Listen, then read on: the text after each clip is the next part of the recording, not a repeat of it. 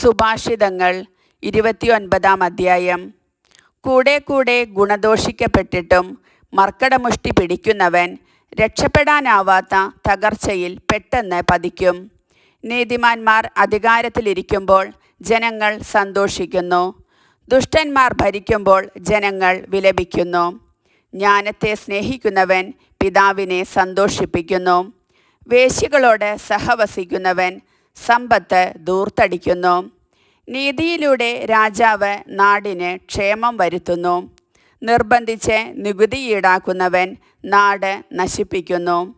അയൽക്കാരനോട് മുഖസ്തുതി പറയുന്നവൻ അവൻ്റെ കാലിന് കെണിവയ്ക്കുകയാണ്. ദുഷ്ടൻ്റെ അതിക്രമങ്ങൾ അവനെ കുരുക്കിലാക്കുന്നു. നീതിമാൻ സന്തോഷത്തോടെ മുന്നേറുന്നു. നീതിമാൻ ദരിദ്രരുടെ അവകാശങ്ങൾ അംഗീകരിക്കുന്നു. ദുഷ്ടന് അതിലൊന്നും ശ്രദ്ധയില്ല. പരിഹാസകൻ നഗരത്തിന് തീ വയ്ക്കുന്നു. ജ്ഞാനികൾ ക്രോധം അകറ്റിക്കളയുന്നു. ജ്ഞാനി ഭോഷനുമായി വ്യവഹാരത്തിലേർപ്പെട്ടാൽ ഭോഷൻ കലിതുള്ളുകയും അട്ടഹസിക്കുകയും ചെയ്യുമെന്നല്ലാതെ സമാധാനം ലഭിക്കുകയില്ല. രക്തദാഹികൾ നിർദോഷനെ വെറുക്കുന്നു. ദുഷ്ടൻ അവൻ്റെ ജീവൻ വേട്ടയാടുന്നു. ഭോഷൻ കോപത്തെ കടിഞ്ഞാണയച്ചു വിടുന്നു. ജ്ഞാനി അതിനെ ക്ഷമയോടെ നിയന്ത്രിക്കുന്നു. ഭരണാധിപൻ അസത്യത്തിന് ചെവി കൊടുത്താൽ സേവകർ ദുഷ്ടരായിത്തീരും. ദരിദ്രനും അവനെ പീഡിപ്പിക്കുന്നവനും ഒരു കാര്യത്തിൽ തുല്യരാണ്.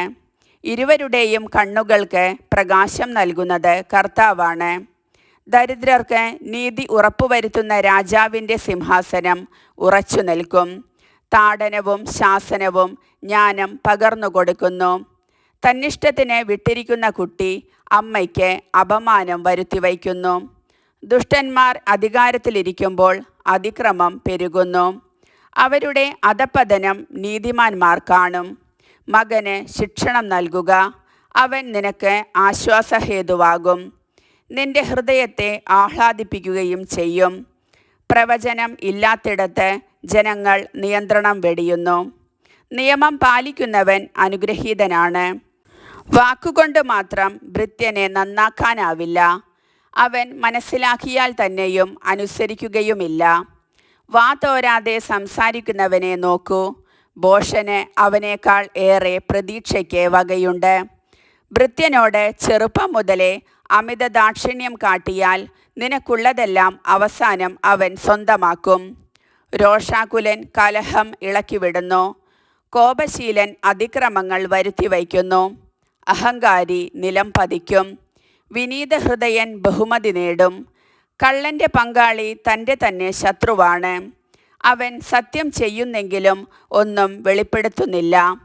മനുഷ്യനെ ഭയപ്പെടുന്നത് ഒരു കെണിയാണ്.